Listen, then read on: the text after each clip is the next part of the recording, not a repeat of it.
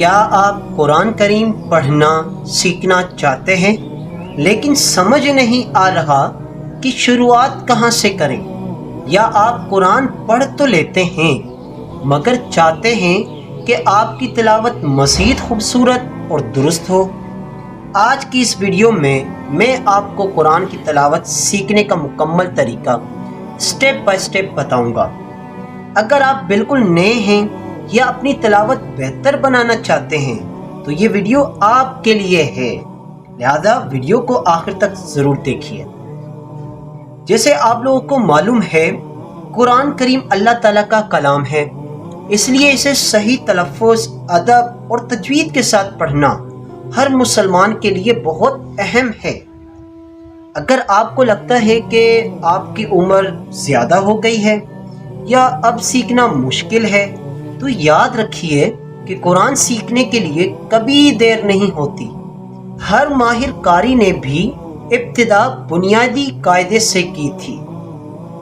اب سوال یہ پیدا ہوتا ہے کہ آخر قرآن سیکھنے کی ابتدا کہاں سے کی جائے؟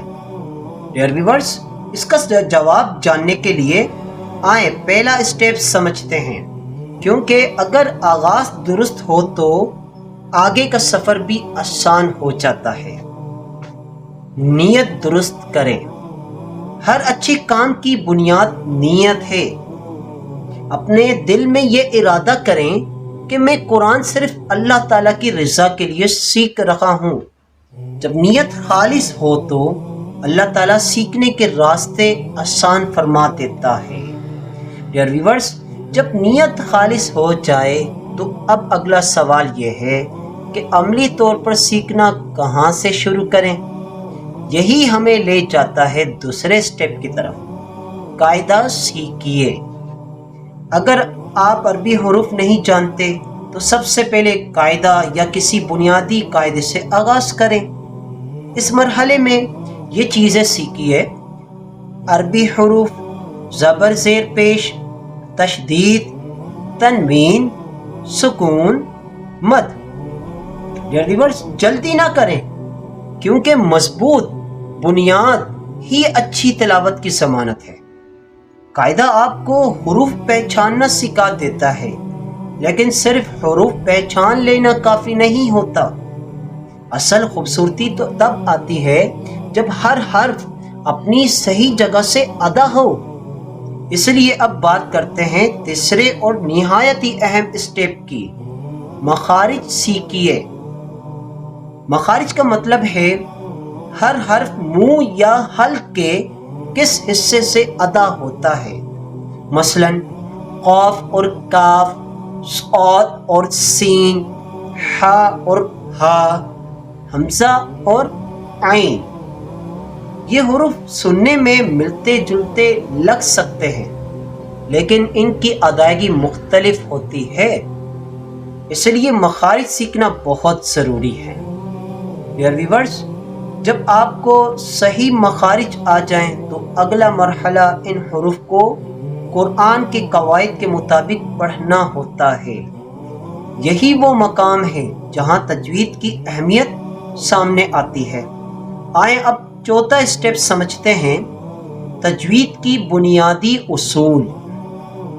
اب تجوید کے بنیادی قواعد سیکھیے، جیسے نون ساکن اور تنوین کے احکام، میم ساکن، غنہ، قلقلہ، اخفاء، ادغام، اظہار، اقلاب، مد کے احکام۔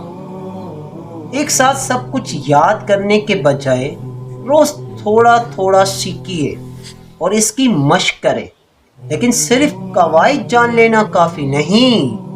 اگر ان پر روزانہ عمل نہ کیا جائے تو سیکھا ہوا آہستہ آہستہ بھول بھی سکتا ہے۔ اس لیے اب بات کرتے ہیں پانچویں اسٹیپ کی: روزانہ مشق کریں۔ روزانہ صرف 20 سے 30 منٹ قرآن کی مشق کریں۔ مثال کے طور پر 5 منٹ گزشتہ سبق دہرائیں، 10 منٹ نیا سبق سیکھیے، 10 منٹ قرآن کی تلاوت کریں، آخر میں اپنی آواز ریکارڈ کر کے سنیے۔ یاد رکھیے، روزانہ کی تھوڑی سی مشق کبھی کبھار کی زیادہ مشق سے بہتر ہوتی ہے۔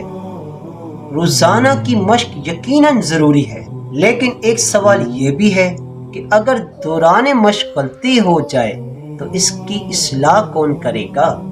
اسی لیے اگلے اسٹیپ انتہائی اہم ہے، کسی اچھے استاد سے رہنمائی لیں۔ اگر ممکن ہو تو کسی مستند استاد یا قاری سے قرآن سیکھیے۔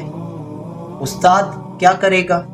غلطیوں کی نشاندہی کرتا ہے، تلفظ درست کرواتا ہے، تجوید بہتر بناتا ہے، اعتماد پیدا کرتا ہے۔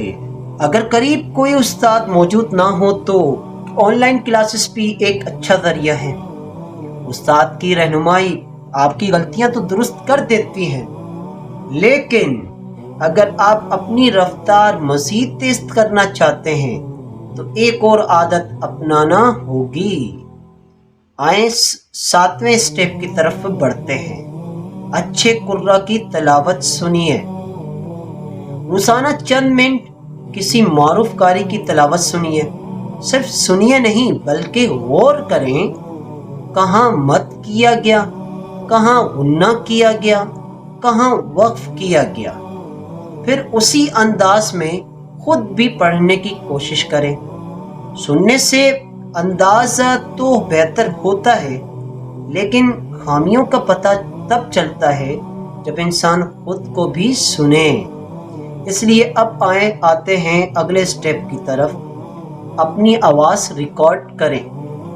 اپنی تلاوت موبائل پر ریکارڈ کریں، بعد میں اسے غور سے سنیے، اپنی غلطیاں تلاش کریں اور اگر ممکن ہو تو استاد سے بھی تصحیح کروائیں۔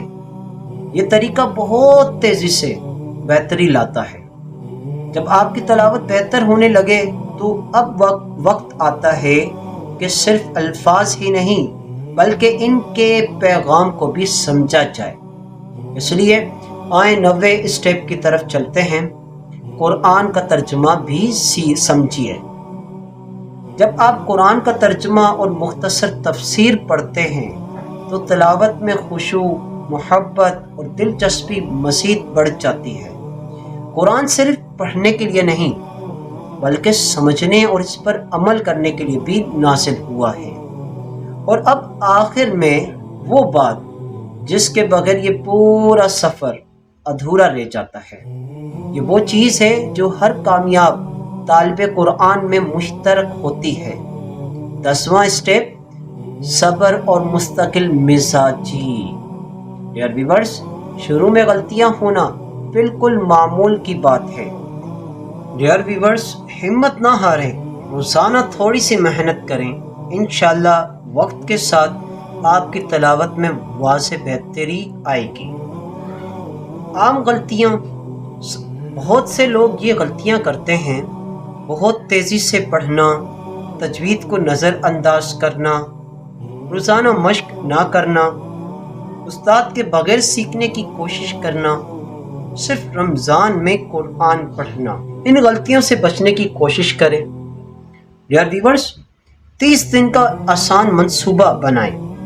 پہلا ہفتہ عربی حروف اور حرکات، دوسرا ہفتہ مخارج اور آسان الفاظ، تیسرا ہفتہ تجوید کے بنیادی اصول، چوتھا ہفتہ روزانہ قرآن کی تلاوت اور اصلاح۔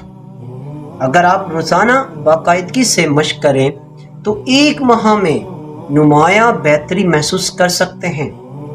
ڈیئر ویورز، یاد رکھیں، قرآن سیکھنے والا کبھی خسارے میں نہیں رہتا۔ چاہے آپ کی عمر 10 سال ہو یا 70 سال، آج سے آغاز کرنا ہی سب سے اہم قدم ہے۔ اللہ تعالیٰ ہر اس شخص کی مدد فرماتا ہے جو اخلاص کے ساتھ اس کے کلام کو سیکھنے کی کوشش کرتا ہے۔ اگر آپ کو یہ ویڈیو پسند آئی ہو تو اسے لائک کریں، اپنے دوستوں کے ساتھ شیئر کریں اور ہمارے چینل کو سبسکرائب کرنا نہ بھولیں۔ اللہ تعالیٰ ہمیں قرآن صحیح طریقے سے پڑھنے، سمجھنے اور اس پر عمل کرنے کی توفیق عطا فرمائے۔ اللہ حافظ۔